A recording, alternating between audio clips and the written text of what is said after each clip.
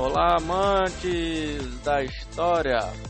O Foco na História apresenta a vocês o episódio especial sobre Copa do Mundo. No primeiro episódio especial sobre Copa do Mundo, falamos sobre a história da Copa do Mundo. No segundo, falamos sobre a história do Catar.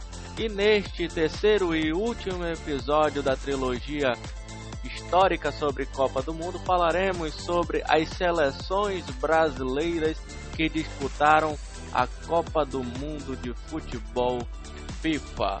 Este é o Foco na História.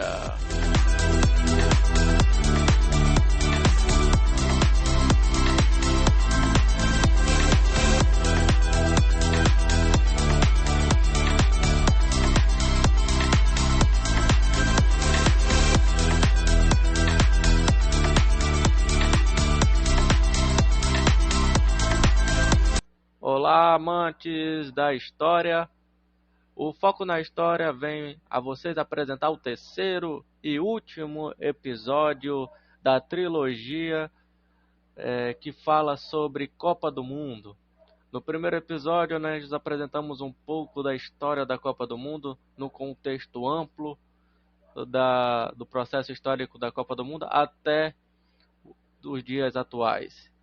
Depois falamos no episódio 2 sobre a história do Catar, seu processo de história e por que hoje está em ascensão mundial o Catar ser o país sede de uma Copa do Mundo. E este terceiro episódio falaremos sobre as seleções brasileiras que marcaram época durante as edições de Copa do Mundo FIFA. Pois bem, pessoal, quinta-feira, a Copa do Mundo já está rolando, começou domingo, dia 20, e não podemos esquecer de falar sobre nossa querida e amada seleção brasileira. O Brasil, desde a primeira edição, é protagonista em todas as Copas. É a única seleção em cenário global que nunca ficou de fora de uma Copa do Mundo. Então, isso quer dizer que o Brasil participou de todas as edições, incluindo essa de 2022. E é uma coisa muito impressionante porque todas as seleções de nível mundial, que no caso desde o país fundador que foi a Itália, com Jules Rimet, quer dizer, a França, e sempre o Brasil estava presente nas Copas.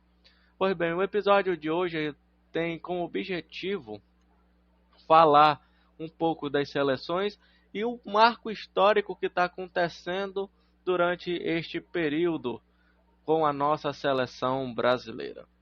Pois bem, nós vamos começar com uma das seleções que foi a pioneira do futebol na Copa do Mundo que foi no Uruguai, que foi a seleção brasileira de 1930. Durante a Copa de 1930, que foi realizada aqui no país vizinho, o Uruguai, o Brasil foi convidado a participar. Foi uma edição que teve apenas 13 países e o processo da convocação da nossa seleção, a nossa seleção começou a ser formada a partir do primeiro campeonato sul-americano que teve, que foi a partir de 1914, que foi realizada na Argentina. Em 1914 tivemos aí a primeira edição de Campeonato Sul-Americano e o Brasil ganhava destaque por participar desse primeiro cenário de competição envolvendo seleções.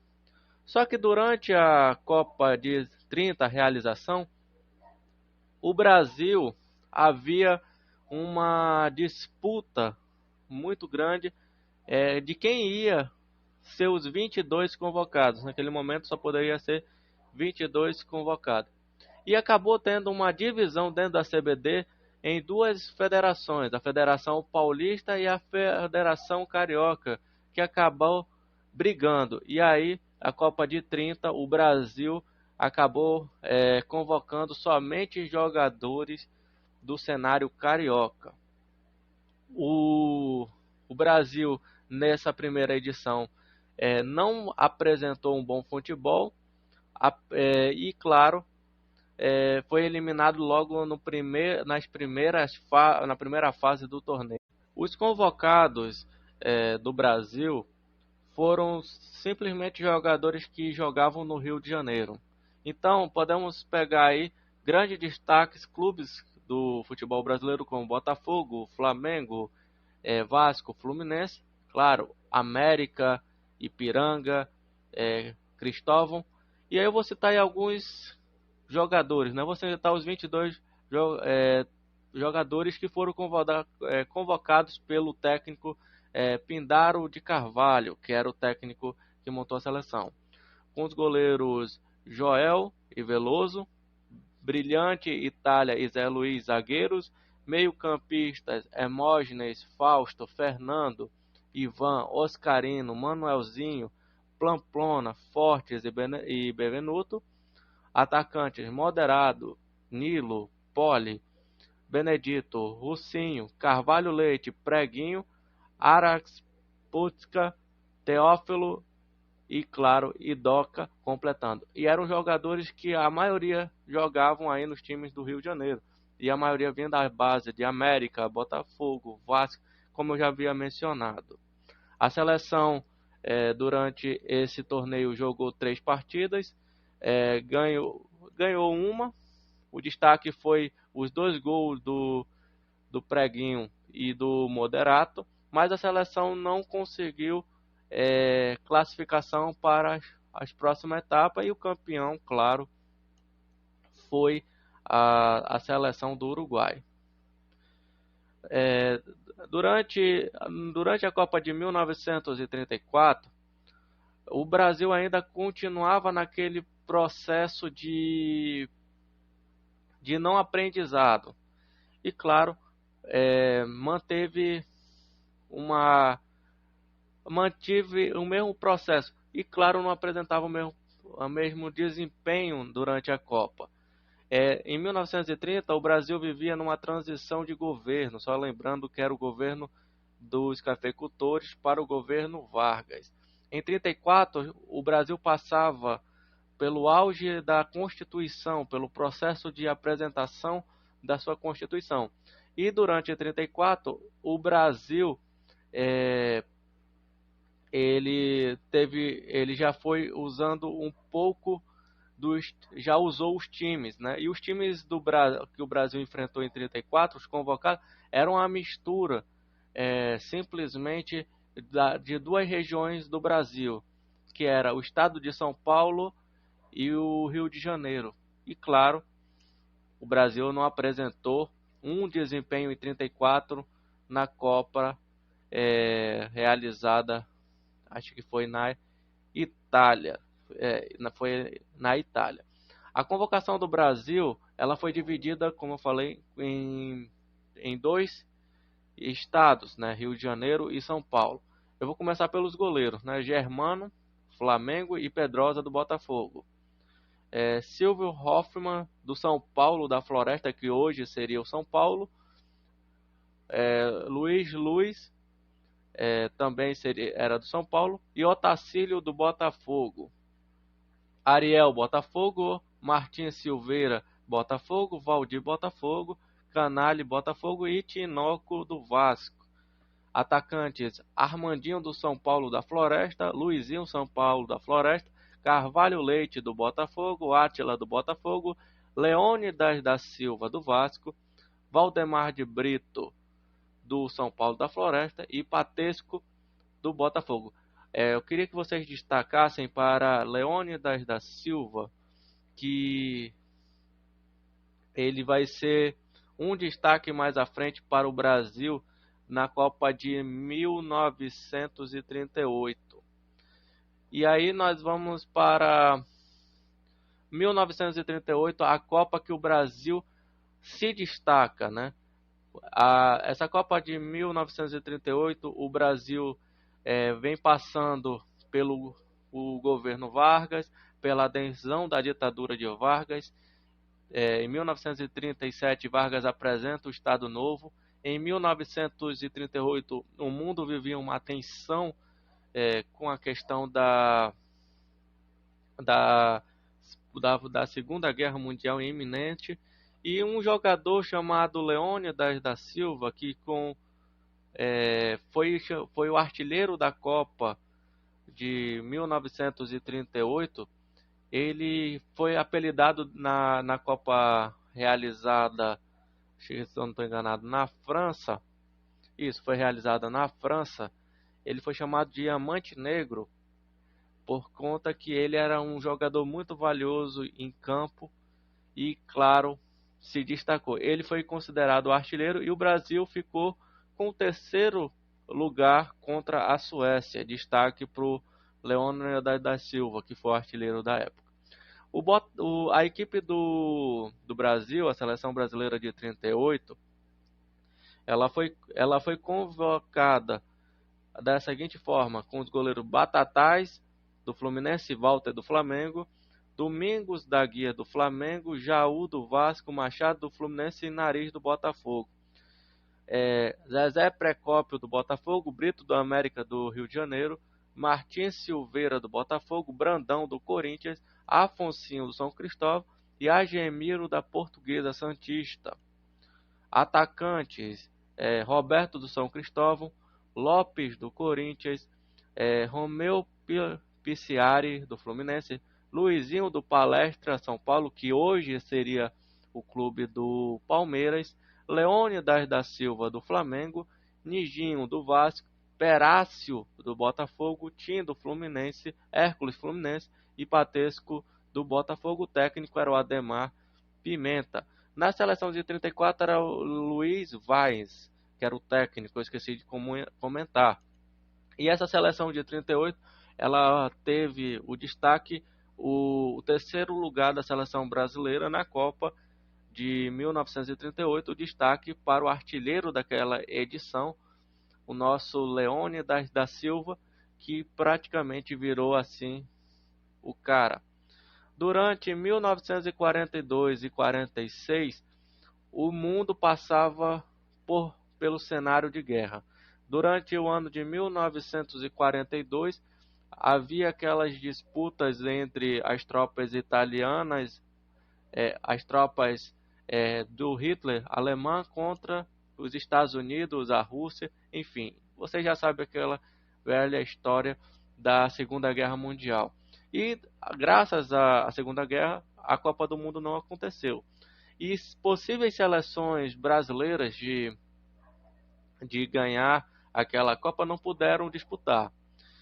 Eu estava vendo eu li o filme, eu li um trecho do livro e assisti o filme de um jogador do Botafogo, que ele poderia ser considerado o melhor jogador daquele momento durante a Copa de 42, que é Heleno de Freitas.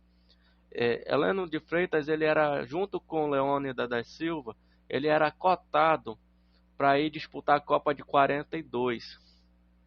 Contudo, devido à Copa estando paralisada por conta da Segunda Guerra Mundial, ele não pôde comparecer a uma Copa. Então ele vivia jogando meros jogos amistosos ali com as seleções sul-americanas. Então, praticamente ele foi privado. E claro, era um jogador que bastante badalado e tinha por seus defeitos vícios de bebida. Então, a Copa do Mundo de 42 e 46 acabou destruindo o sonho de muitos futuros possíveis campeões mundiais do Brasil, os primeiros campeões, né?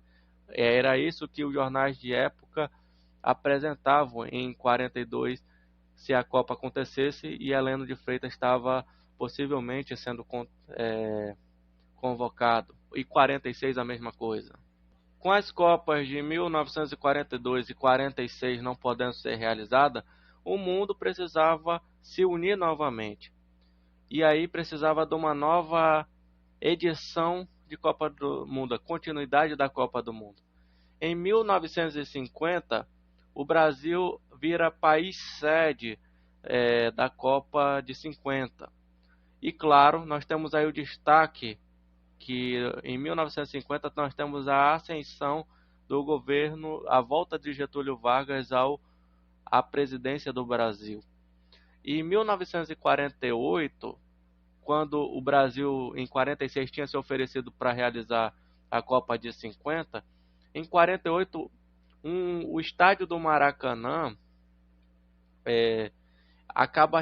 que vai realizar a final da Copa de 50, ele é inaugurado. E claro, o primeiro jogo que vai ter é da nossa seleção brasileira, que vai disputar a Copa em 1950. O Brasil em 1950, ele faz uma campanha razoável, não é uma campanha excepcional. E em 1950 o Brasil chega à final contra o Uruguai. Contudo, naquele Maracanã lotado com 150 mil pessoas, que é o maior público já registrado até o momento na história do Maracanã, o Brasil vai jogar contra o Uruguai e, claro, perde para o Uruguai dentro do Maracanã por 2-1. É considerado para a história o chamado Maracanaço. E o Brasil perde a Copa dentro do Brasil, ficando com o vice-campeonato em 1950. O Brasil tem como destaque os seguintes jogadores que foram convocados em 50. Barbosa, goleiros, Barbosa, Vasco e Castilho, Fluminense. Zagueiros, Augusto do Vasco, Nilton Santos do Botafogo, preste atenção nesse nome que vai aparecer mais à frente aí na história. Juvenal do Flamengo e Nena do Internacional. Você pode ver que as convocações já vão avançando, não fica mais no eixo Rio-São Paulo, já ganha destaque para fora do estado. No caso, já vão para outras dimensões, no caso internacional.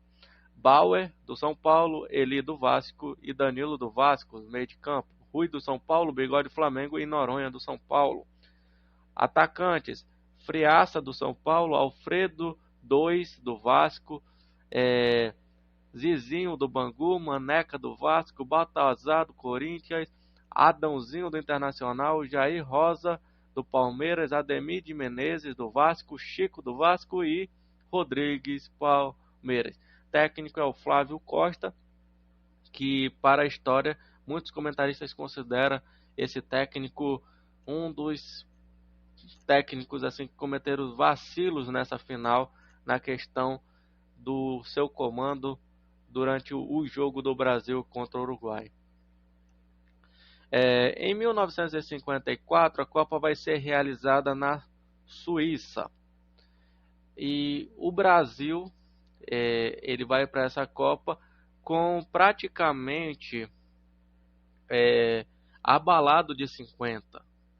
E claro, vai mudando a comissão técnica, passando do técnico Flávio Costa, vai para Zezé Moreira. E Zezé Moreira tem como objetivo, né, para a Copa da Suíça, tentar mudar o Maracanaço de 50. Só que a missão era difícil. Ele, durante a pré-etapa da sua convocação, ele teve algumas dificuldades, mas os times que ele convocavam apresentavam resultados. Só que o Brasil não avançou, parou praticamente ali na primeira fase do torneio, né? E aí o Brasil acabou sendo eliminado sem pular. Se em 50 nós chegamos na final, nós não conseguimos nem chegar à segunda fase. E então essa foi assim o período que a seleção brasileira foi considerada a mais apagada da história, foi de 54. A seleção que foi convocada naquela Copa de 1954 tinha goleiros do Castilho do Fluminense e Veludo do Fluminense, 2 goleiros do Fluminense e um goleiro do Corinthians, o Cabeção. Zagueiros: Mauro do São Paulo, Pinheiro do Fluminense, Nilton Santos do Botafogo, que em 50 foi convocado, em 54 também. Prestem atenção neste nome que está aqui: Alfredo Vasco e Paulinho do Vasco. Meio de campos: Bauer do São Paulo, Eli do Vasco, Dequinha do Flamengo, Rubens do Flamengo e Brandãozinho da Portuguesa Santista.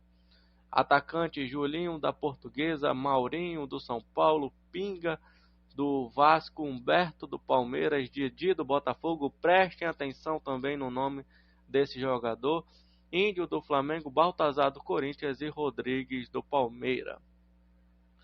1958, o Brasil, que sofreu aí o trauma de 50 e 54, tinha que, como principal destaque nessa Copa, tentar avançar. E essa nós avançamos.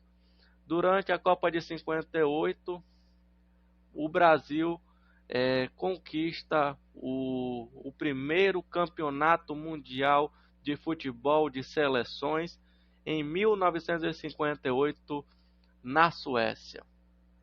A seleção brasileira de 58, durante esse, se eu não estou enganado, era o governo Juscelino Kubitschek, vem conquistar a primeira Copa do Brasil. E o engraçado é que essa seleção de 58, ela não estava gerando expectativas. Se a gente for falar, essa seleção era a mais cotada para ganhar a Copa? Não, porque todo mundo já vinha gerando de 50. Então acreditava que o Brasil não poderia ganhar essa Copa.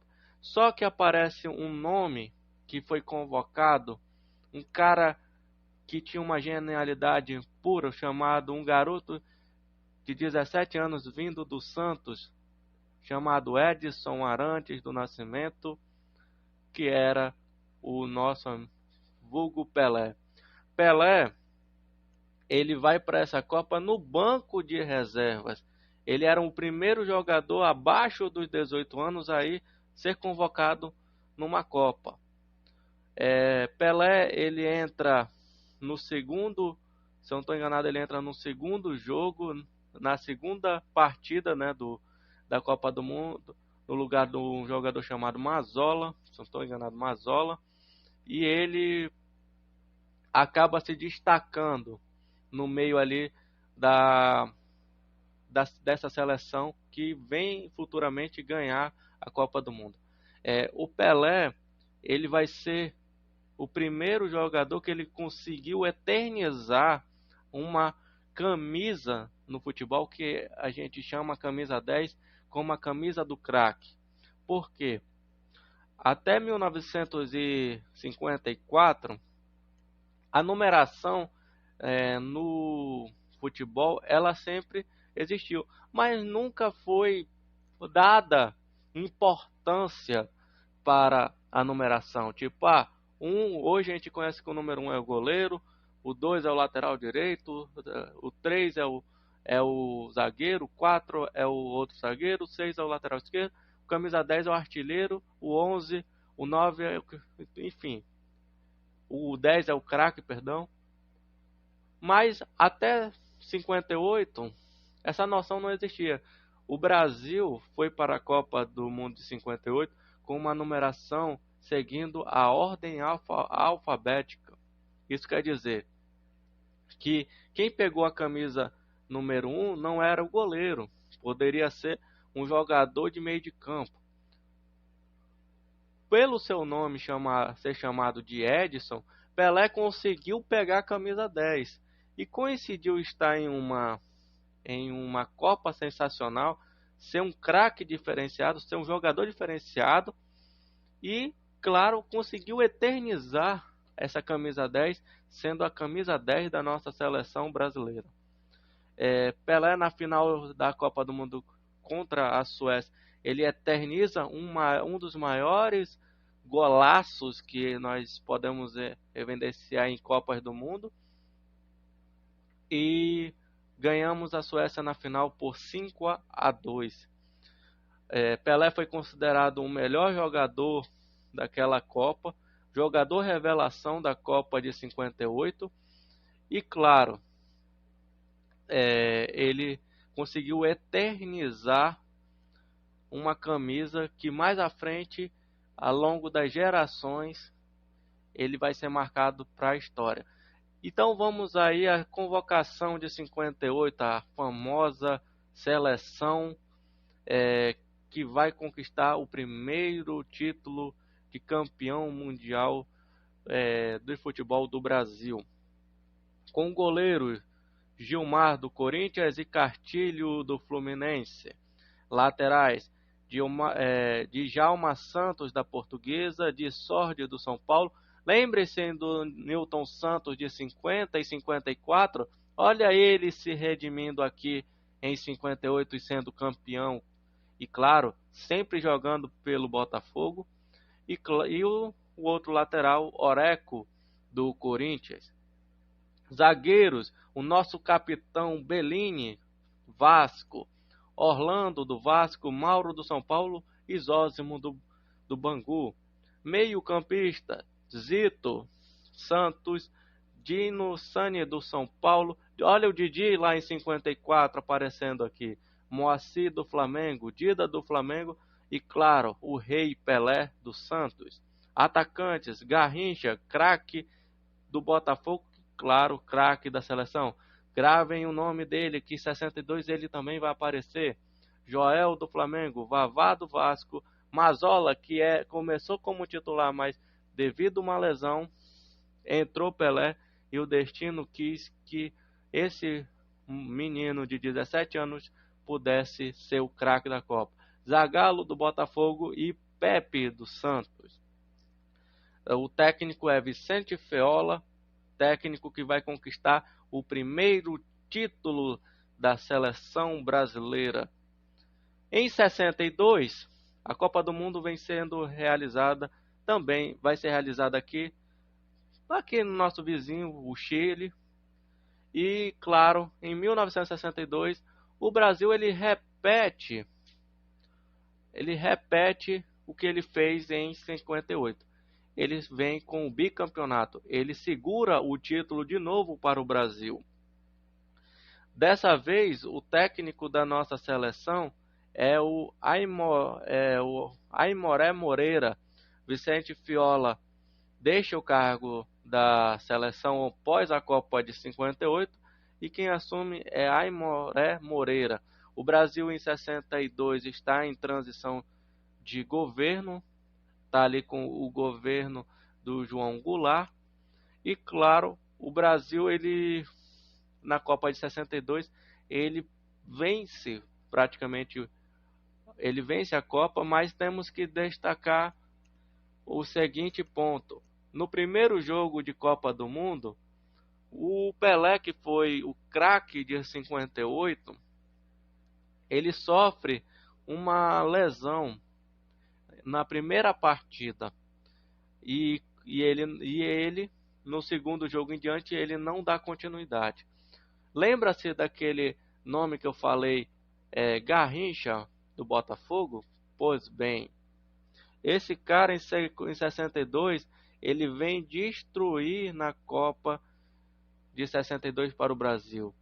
E claro, o Brasil vem se tornar campeão de 1962, se eu não estou enganado, contra a seleção da Tchecoslováquia. Eu acho que era contra a Tchecoslováquia, se eu não estou enganado. Contra a Tchecoslováquia. O Brasil de 1962 vem mantendo praticamente a sua base de 58, mas vamos aí à convocação do Brasil de 62, com Gilmar do Santos e Castilho do Fluminense. Gilmar que foi titular nessa Copa. Djalma Santos do Palmeiras, Newton Santos do Botafogo, Jair Marinho do Fluminense e Altair do Fluminense. Zagueiros: Mauro dos Santos, Bellini do São Paulo, nosso eterno capitão que levantou o segundo título, Zósimo do Bangu e Jurandir do São Paulo. Meio-campista Zito do Santos, Didi do Botafogo, Zequinha do Palmeiras, Mengável do Santos. Atacantes Garrincha do Botafogo, Zagallo do Botafogo, Vavá do Palmeiras, Pelé Santos, Jair da Costa Portuguesa de Desportos, Coutinho do Santos, Amarildo do Botafogo e Pepé do Santos. Essa seleção de 1962, se a gente for pegar a lista oficial, a maioria dos jogadores vinham de dois grandes clubes que estavam dominando o futebol brasileiro naquele momento. Primeiro, o Botafogo e segundo, o Santos. O Santos que vinha com vários craques como Pelé, Coutinho, Pepe. O lado do Botafogo, Garrincha, Nilton Santos, Didi, Amarildo, então Zagallo. Então, assim, teve jogo da seleção brasileira que o Brasil jogou que somente havia um jogador que dentro deste elenco que não era desses times, que era o capitão Bellini. O restante era de Botafogo ou era do Santos. E aí o Brasil vem conquistando o seu segundo título.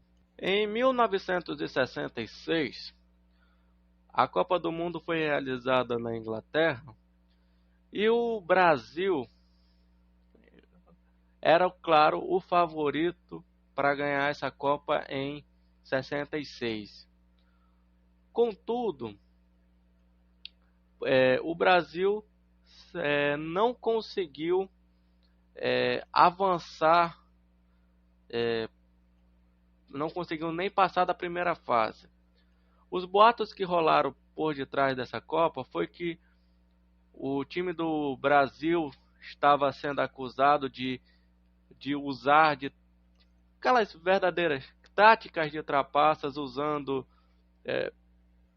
que o café local, enfim, muitas coisas estavam sendo acusadas. E no meio dessa turbulência, o Brasil vai para a Copa de 66 com essa mentalidade. Só que o Brasil não consegue avançar e para na primeira fase. Aquilo foi a pior decepção de uma seleção que vinha em busca de um tricampeonato e que para na primeira fase. Segundo os especialistas do período, essa seleção de 66 tinha jogadores como Pelé, Garrincha, Gilmar, Bellini, né? Mas Gerson e Tostão que estavam vindo aparecer. Só que eles não estavam tendo mentalidade de jogo para isso. E o Brasil acabou sendo eliminado nessa Copa em 1966 durante a primeira fase. Não é à toa que os especialistas dizem que o Brasil, dos 16 times que estavam disputando a Copa de 66, terminou na 11ª posição do ranking geral da Copa. A 1966 eu procurei, mas eu não consegui encontrar a seleção de 1966. Então eu fico devendo essa seleção. 1970. O Brasil em 1970 foi uma seleção extremamente diferenciada. A Copa do Mundo de 70 foi realizada no México, um time que começou seu processo histórico com um técnico chamado João Saldanha. Em 1966 ele assume a seleção pós a saída do técnico Aimoré Moreira, e aí ele vem assumir a seleção montando um time para a Copa de 70.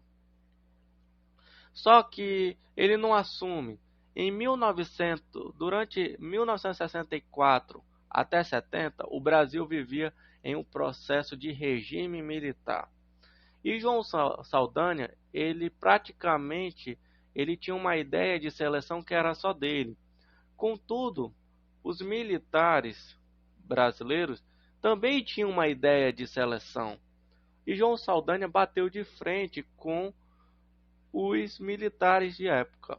E um grande e saudoso presidente que gostava demais do futebol e principalmente da seleção brasileira, assume em 1969 o posto de presidente do governo militar, que é o Médici. O Médici, ele assume e aí ele fala, olha, a seleção precisa levar jogadores que estão tendo destaques. Um deles precisa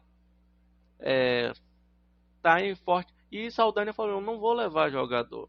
E o que acontece? Ele é demitido do cargo pelo Médici e um ex-jogador que participou da Copa até 66, Zagallo, vem e assume a seleção brasileira em 1969. 1969. Qual era o papel de Zagallo? Levar os jogadores que o povo quer e o que o presidente quer. Pois bem, em 1970, o Brasil foi ao México e foi a seleção que apresentou o melhor futebol que tinha naquele momento. E, claro, nós conquistamos nosso tricampeonato. Esse tricampeonato ele é bem legal de apresentar, porque o Brasil chegou na final contra a Itália e ele tinha uma missão de levar um troféu chamado Julius Rimet, que na final o Brasil levanta esse troféu e leva para casa. Por quê? A final foi contra a Itália. A Itália era bicampeã e o Brasil era bicampeão. E a FIFA resolveu que a Copa do Mundo não podia mais ser chamada Julius Rimet. E acabou levando... Quem levasse o título de 70 acabava levando o troféu Julius Rimet. No caso, a edição mais desejada do Brasil, do mundo, a original Julius Rimet. O Brasil, em 70, vai ter como técnico, como eu falei, Zagallo.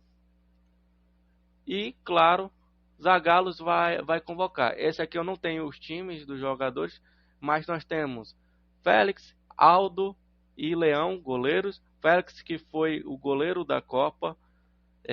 Zagueiros, Brito, Badoche, Fontana e Joel. Brito e Fontana foram os zagueiros titulares. Laterais, Carlos Alberto Torres, o capitão da nossa Copa, eterno capitão, Zé Maria, Marco Antônio e Everaldo. Volantes, Piazza. Meias, Clodoaldo, Gerson, Ribelino, Paulo César, Caju. E atacante, Jairzinho, Tostão, Pelé, Roberto, Edu e Dario, peito de aço. Essa Copa de 1970, o Brasil fez uma primeira fase onde teve 2 vitórias e um empate. Na primeira fase ganhou os 2 primeiros jogos e no último jogo contra a Inglaterra, time que foi campeão em 66, o Brasil trava uma das maiores batalhas que vai ser considerada a defesa mais bonita de todos os tempos, de um goleiro chamado Gordon Banks, que ele faz a defesa do Pelé, bem bonita a defesa, uma cabeceada do Rei, impressionante, e aí impede o gol do Rei de acontecer e o jogo termina 0-0. Em 1970, o Brasil conquista o título e Carlos Alberto Torres levanta a taça de campeão mundial de 1970. Os destaques desta Copa foram, claro, Pelé, com a sua majestade dentro de campo, Jairzinho, considerado o furacão da Copa, e Tostão, um cara que foi o cara ali no ataque na hora de fazer o gol. E claro, Carlos Alberto Torres, que no quarto e último gol dá um chute memorável que marca a vitória do Brasil. Em 1974, o Brasil vinha com a missão de manter o feito. Só que em 1974, o Brasil não contava mais com a experiência do Rei Pelé, mas tinha outros jogadores que poderiam ir para a seleção que estava em pleno vapor. Tostão, Gerson, Carlos Alberto. E o Brasil, na Copa da Alemanha de 1974, acaba levando alguns jogadores, só que não consegue conquistar o título. O Brasil perde a Copa ali também na primeira fase, né? E aí nós temos a seleção que vai para jogo, mas eu não consegui aqui. Ah, não, tá aqui, eu consegui. Goleiros, no caso do time do Brasil, era o Leão, goleiro, Zé Maria, lateral, Luiz Pereira, zagueiro, Marinho Pérez, zagueiro, Mário Chagas, zagueiro, Capejane, meio de campo, Rivelino, que vinha ganhar a camisa 10 do Pelé, meio de campo, Paulo César, meio de campo, Valdomiro, Jairzinho que causou uma polêmica que ficou no banco, e Disseu. E aí nós temos outros jogadores que vêm aparecer, Ademir da Guia, Alfredo, César, enfim, Nelinho. O Nelinho, ele tinha o pessoal chamava que ele tinha um chute poderoso, mas a seleção de 1974 não conseguiu avançar aí na Copa do Mundo de 74.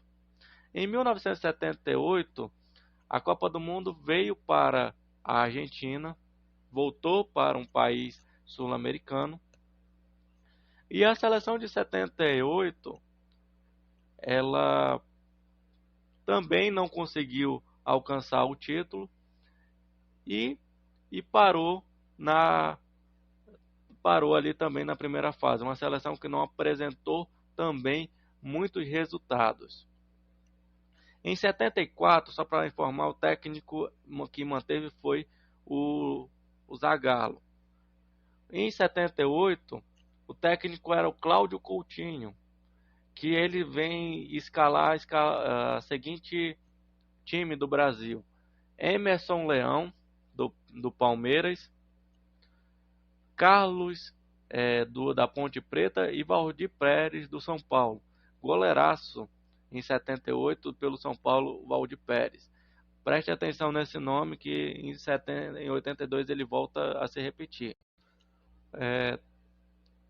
Toninho, do Flamengo, zagueiro, Oscar, da Ponte Preta, Amaral, do Corinthians, Edinho, do Fluminense, Nelinho, do Cruzeiro, Nelinho que eu já falei que tinha um potente chute, Abel, do Vasco, Polozzi, da Ponte Preta, e Rodrigues Neto, do Botafogo. Meio de campo tinha um craque chamado Toninho Cerezo, do Clube Atlético Mineiro, Zico, do Flamengo, Disseu, do Vasco, Batista, do Internacional, que também é um grande craque, chegou a jogar com grandes jogadores, que mais à frente vai ser convocado para 82, Chicão, São Paulo, Zé Sérgio, São Paulo, Reinaldo, do Atlético, outro jogador, Zaço, Rivelino, do Fluminense, Gil, do Botafogo, Jorge Mendonça, do Palmeiras, e Roberto Dinamite, do Vasco. Essa foi a seleção de 78 que vai para a Copa da Argentina.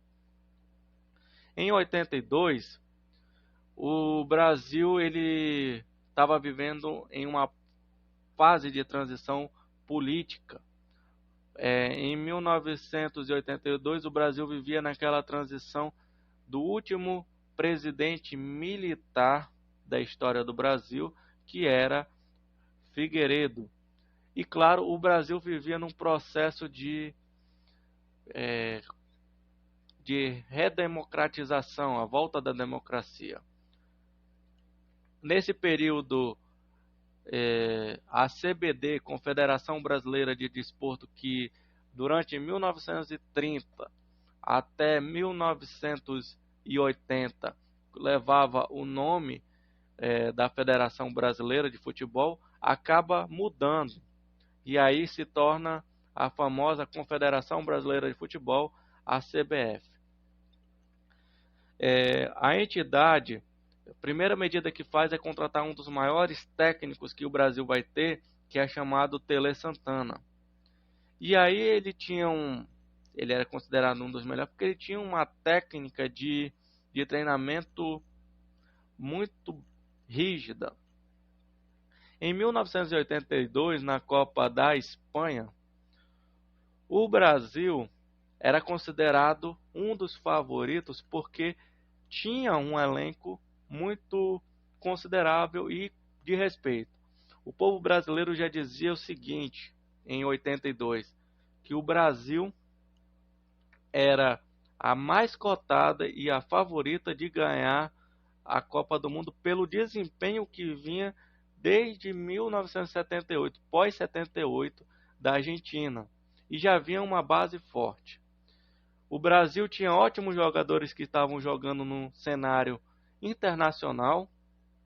Um destaque vai ser um cara chamado Zico, que vai jogar fora, vai ser o primeiro a jogar fora do Brasil, um dos primeiros.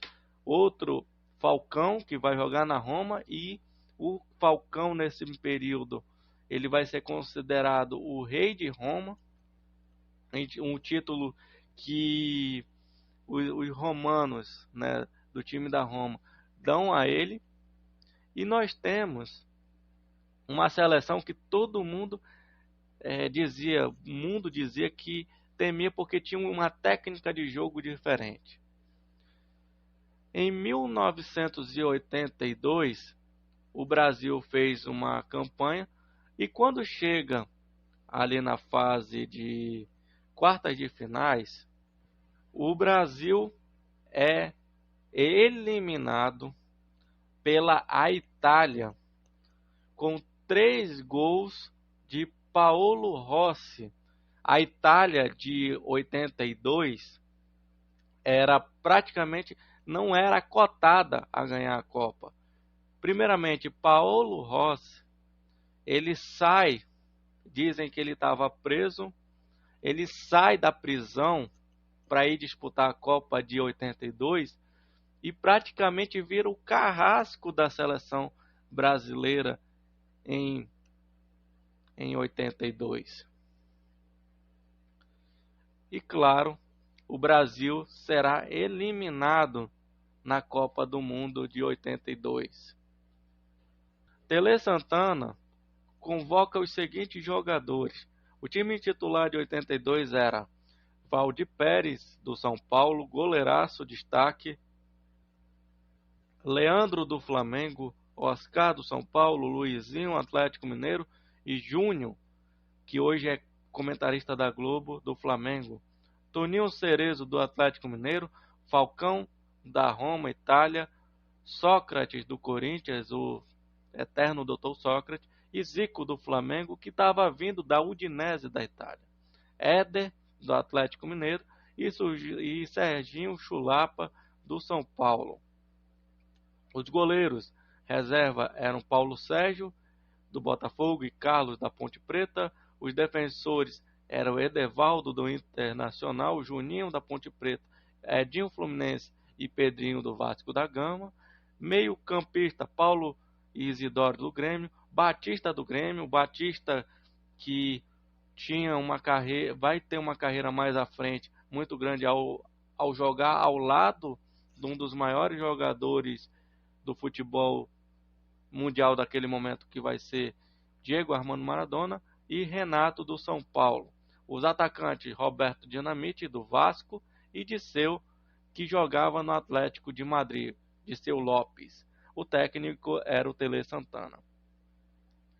Em 1986, o Brasil vai disputar a Copa do Mundo no México. E o Brasil vem com um time formado pelo técnico, o técnico Tele Santana. E o Tele Santana praticamente vai ser um dos técnicos remanescentes. Então ele fica 8 anos no cargo. Ele de 82. Então o Tele Santana, ele praticamente mantém.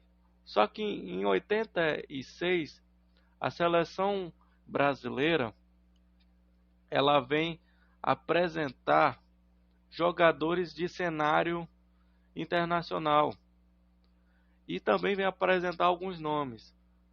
Só que o Brasil ele não consegue avançar. Em 86 o Brasil é eliminado pela Argentina de Diego Armando Maradona. Não, corrigindo, é eliminada. Não, deixa eu ver aqui. É eliminada. Os goleiros do Brasil, né, começando aí, o time que defendeu o Brasil foi Carlos, Josimar, Júlio César, Edinho, Branco, Elzo, Alemão, Sócrates, Dr. Sócrates, Júnior, Miller, Careca, Casagrande, Edson, Edivaldo, Falcão, Leão, Mauro Galvão, Oscar, Paulo Vitor, Silas, Valdo, o Zico e o técnico Tele Santana. E aí a seleção de 86 não consegue ser aquela seleção destaque que foi lá em 82, que vinha mostrando nessa Copa. Só para termos de informação, o Brasil chegou para a final contra a França, nas quartas de final contra a França. E numa disputa de pênalti, o cara que era mais cotado, preparado mentalmente, craque no time do Flamengo e jogando na Udinese que estava vindo, era Zico. Zico bate o primeiro pênalti no jogo normal mal, e na cobrança de pênalti contra a França, na disputa de pênalti, também erra um pênalti. O Brasil perde da França de 4-3 nas decisões de pênalti e é eliminado da Copa de 1986. Essa Copa, quem ganha é a Argentina. Em 1990, a seleção brasileira em 1990, ela foi para a Copa do Mundo de 1990, mas era uma seleção que praticamente não estava preparada para disputar aquela Copa. Primeiramente, em 1990, o Brasil se classificou no último jogo em 1989, com o gol do Romário.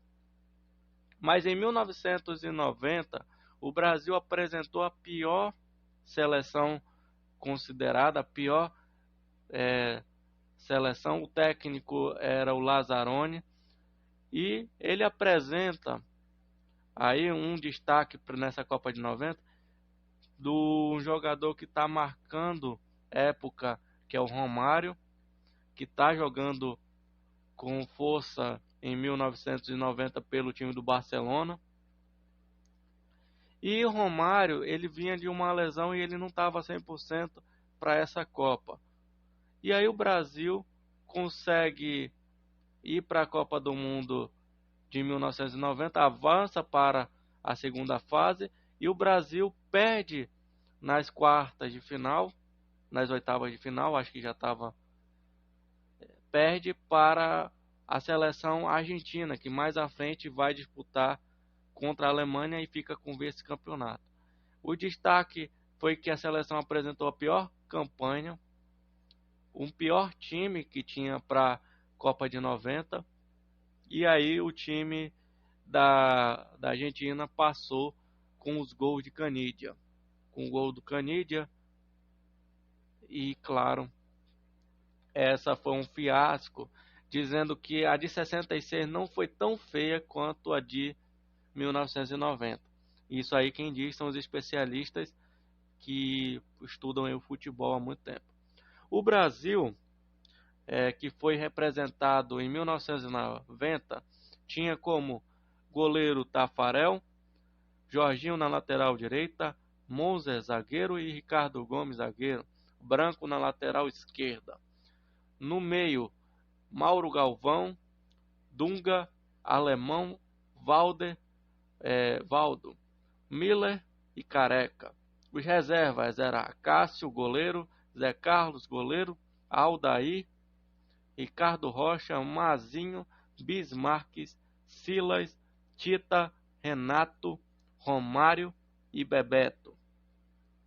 Essa seleção que você for pegar aqui, presta atenção em alguns nomes, que em 94 você vai ver uma coisa nessa seleção de 1994.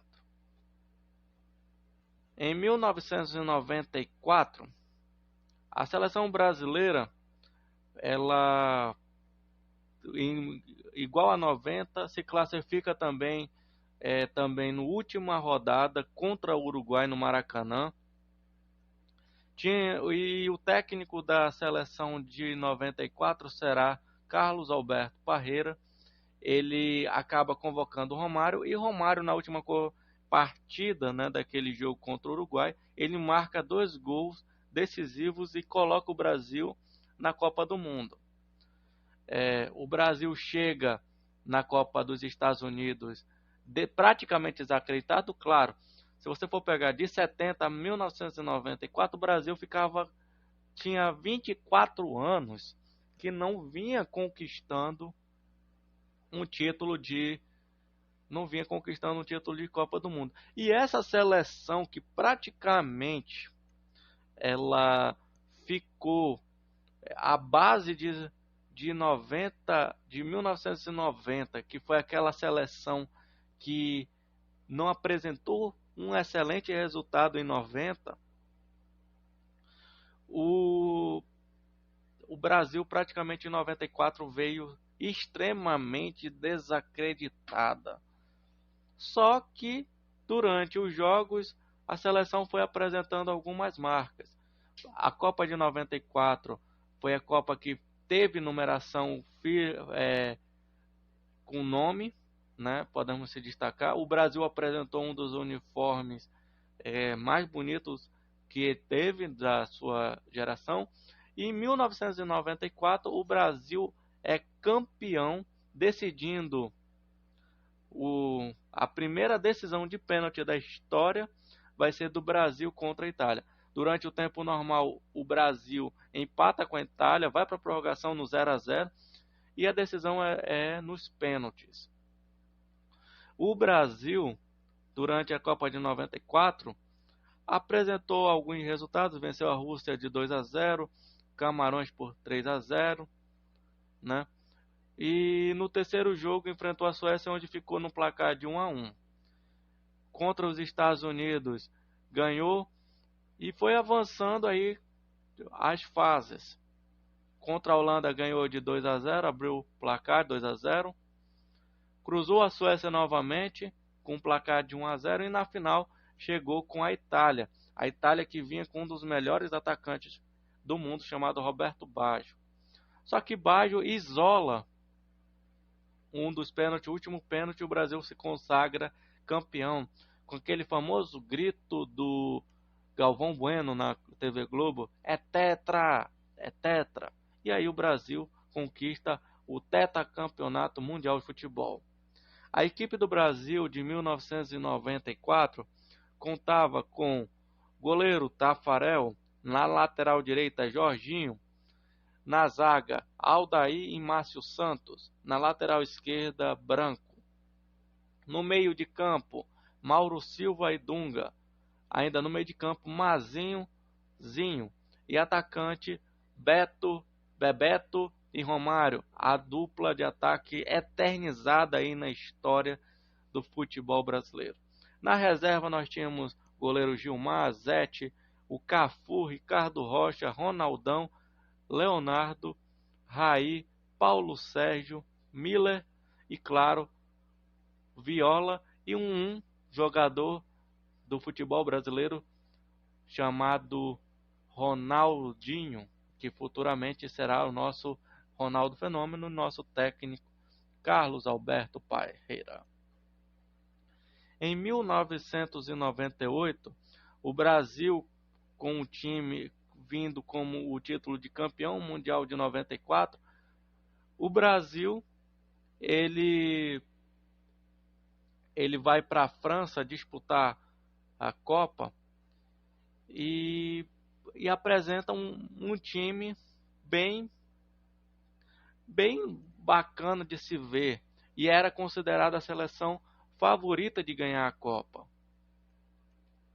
O técnico que tinha a missão em 98 vai ser o técnico Mauro Jorge Lobo Zagallo, que praticamente era o técnico que vinha de 70 com um título, 74 comandando a seleção, e agora em 98 tinha a obrigação de comandar. Zagallo ele vai ser um técnico dessa Copa que vai marcar pelo termo todos vão tem que me engolir. No caso, ele estava apresentando aí a seleção. E em 1998, um cara que vinha, que eu falei, Ronaldinho, no caso agora Ronaldo Fenômeno, ele vai disputar essa Copa e, claro, ele vai ser o destaque dessa Copa, vai apresentar com seus gols. E quando chega na final, o Brasil chega na final contra a dona da casa, comandada aí pelo jogador Zinedine Zidane, e disputa a final contra a França e perde de 3-0. Só que é um fato inusitado dessa Copa.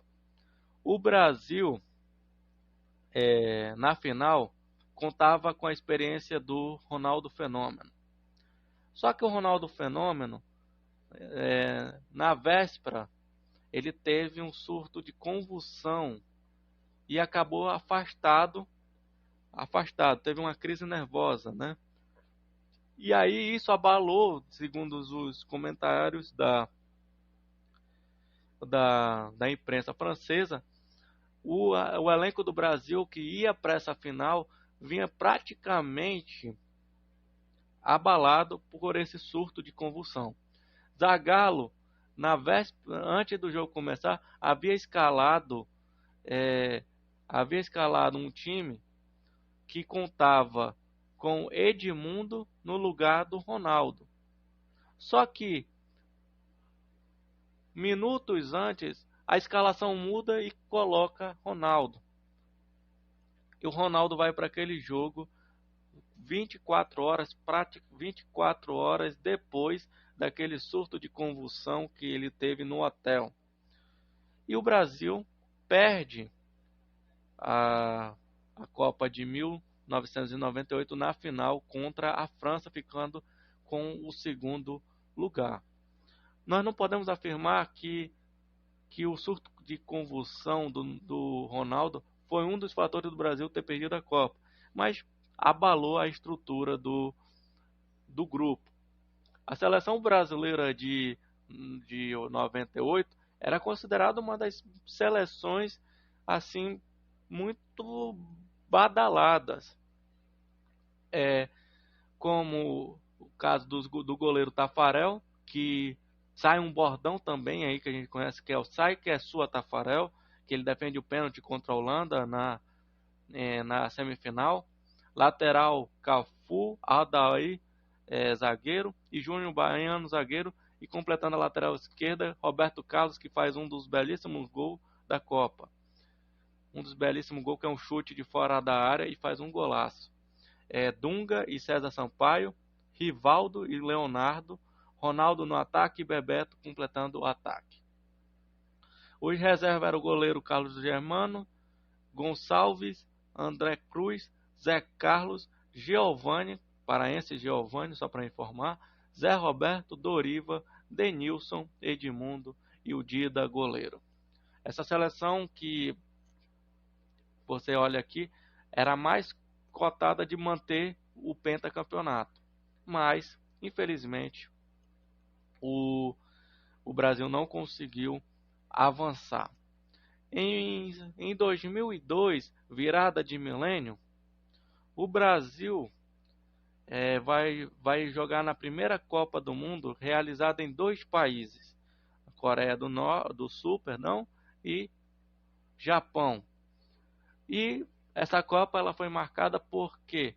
Porque os jogos que a população tinha que assistir era tudo de madrugada. Então, o jogo era 4 horas da tarde no Japão, 4 horas da manhã no Brasil. Então, os jogos eram praticamente de madrugada.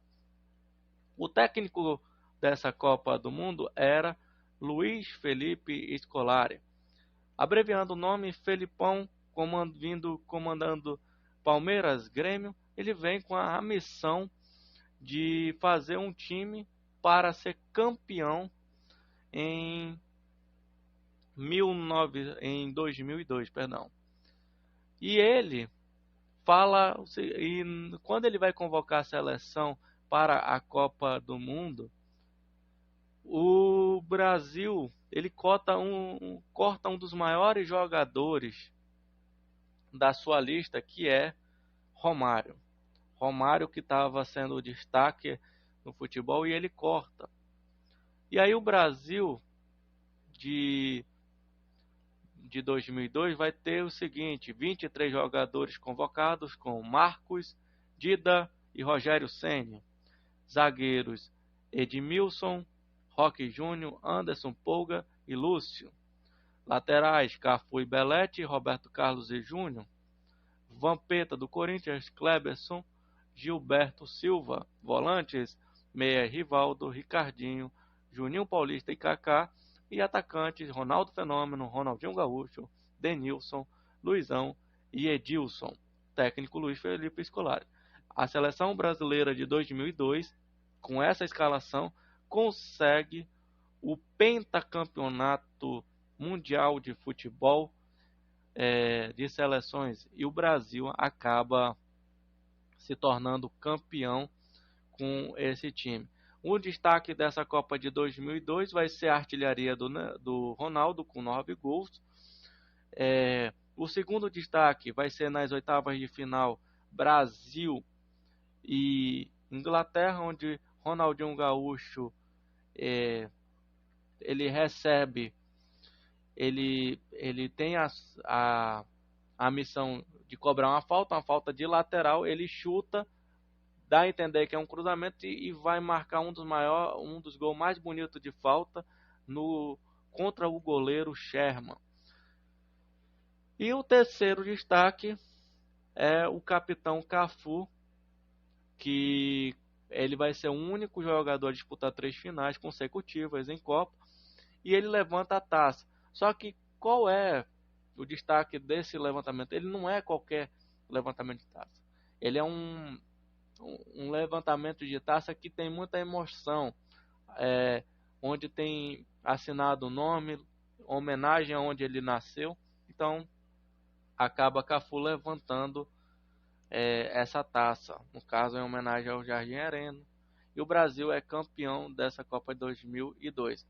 E de 2006, o Brasil de 2006 até 2022, o Brasil não conquistou mais um título, não conquistou mais o Hexa. Até o momento, até 2018, que foi a última Copa realizada, o Brasil ele não conquistou títulos, mas apresentou seleções que chegaram até quarta de finais e semifinais de Copa do Mundo.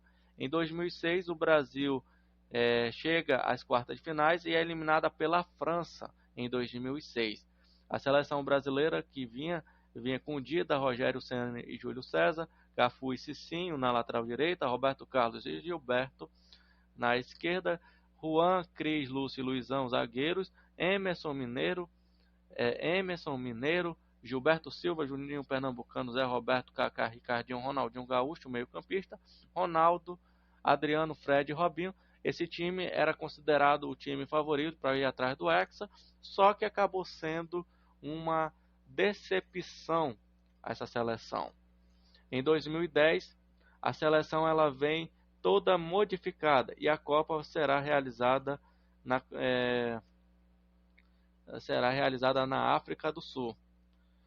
O Brasil passa na fase de grupo, mas avança às oitavas de final, mas é eliminada nas quartas. A seleção brasileira que vem disputar a Copa de 2010, ela vem toda reformulada. E aí os destaques que nós temos para os goleiros: Júlio César, Gomes e Doni.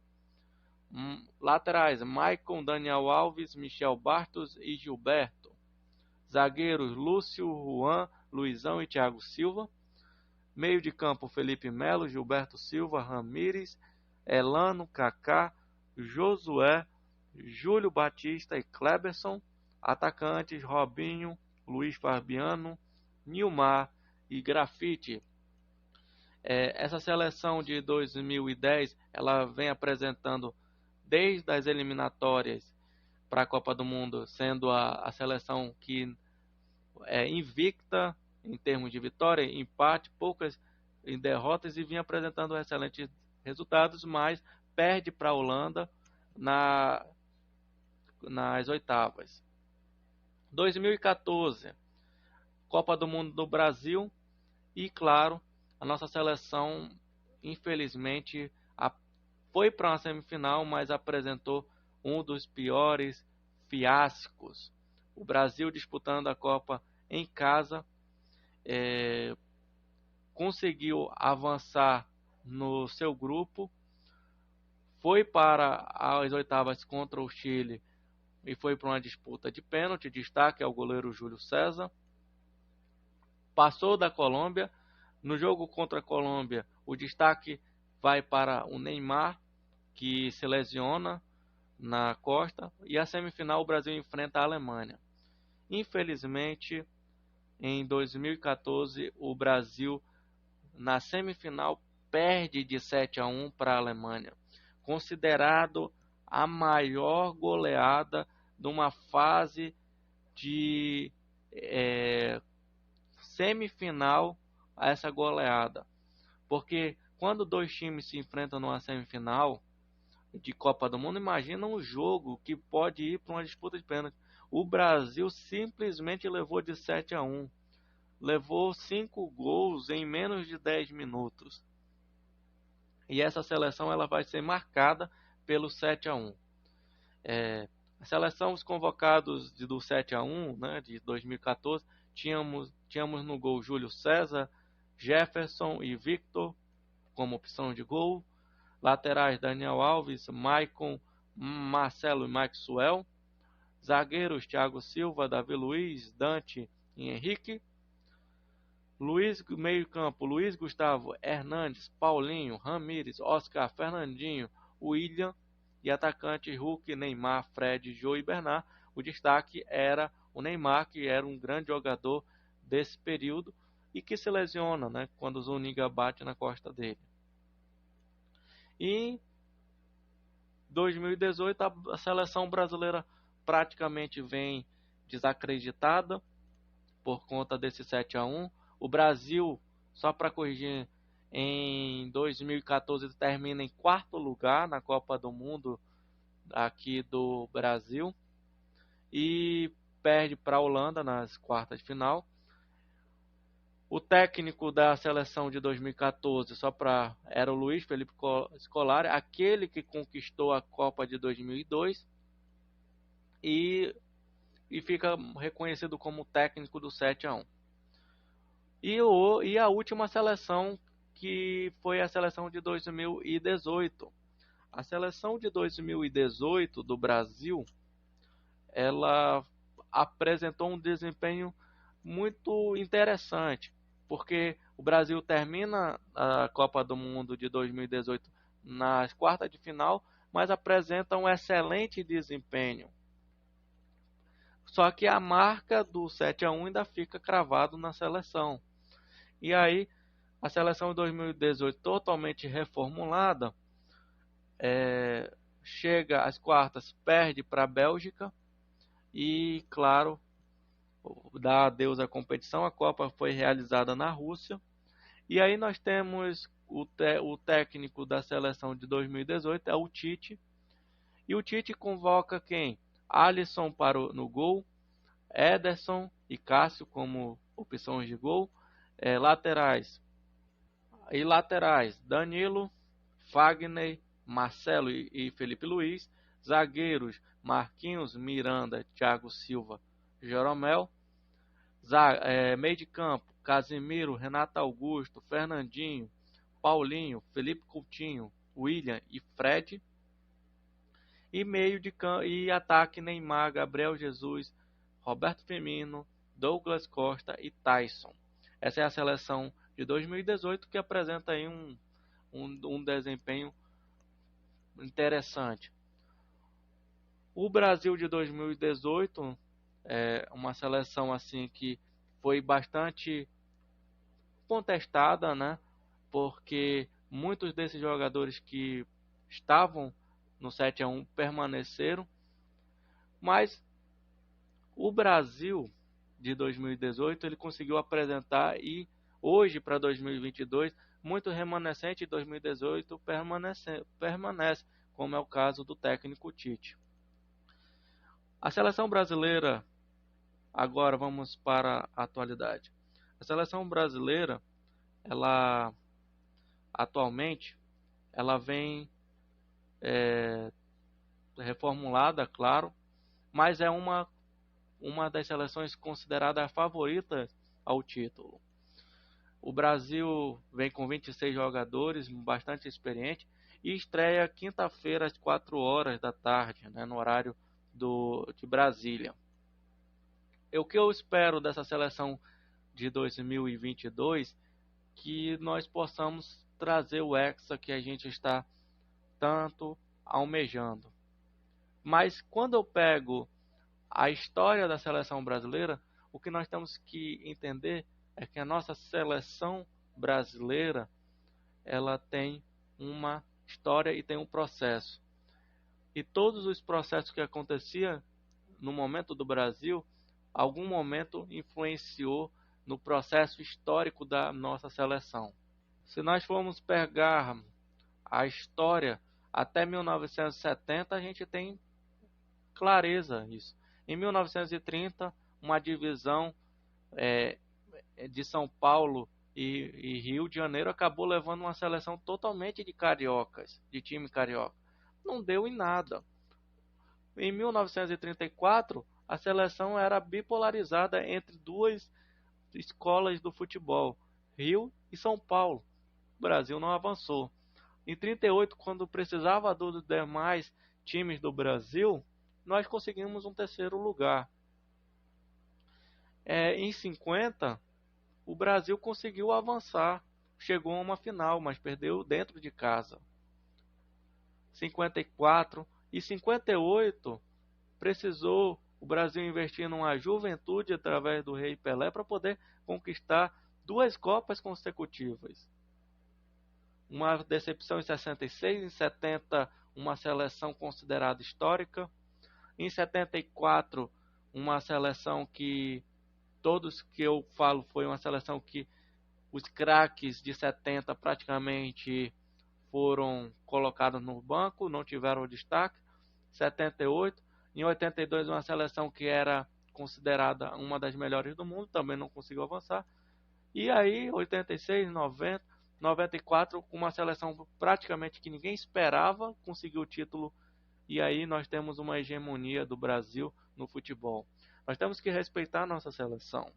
A seleção brasileira, ela é a única seleção que participou de todas as edições de Copa do Mundo. E pelo que eu vejo, pela grande quantidade de craques que nós revelamos do gol até o ataque, o Brasil vai revelar muito mais jogadores e muito mais vezes a gente vai ficar. Se um dia o Brasil ficar fora de uma Copa do Mundo, é porque a FIFA não aguentou mais ver a seleção brasileira disputar Copas do Mundo. Porque o Brasil é um excelente berço de craques. E aí eu posso citar Pelé, Ronaldo, Garrincha, e aí nós temos aí. Eu sei que a seleção de 2022 tem por obrigação ser, não dizer de trazer o Hexa, mas de ser uma seleção que lute, tenha garra e que, claro, chegue à final batendo, dando trabalho aos seus adversários, pois assim o Hexa vem. E essa seleção de 2022, com esses 26 guerreiros, mais o técnico Tite e a sua comissão técnica, eu acredito que o Hexa venha. E esse é o fim da nossa trilogia sobre Copa do Mundo.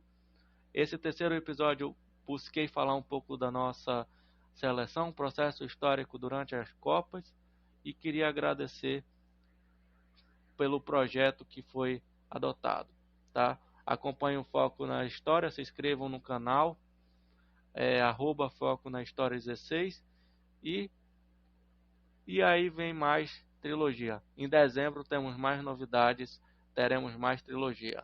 Este é o Foco na História.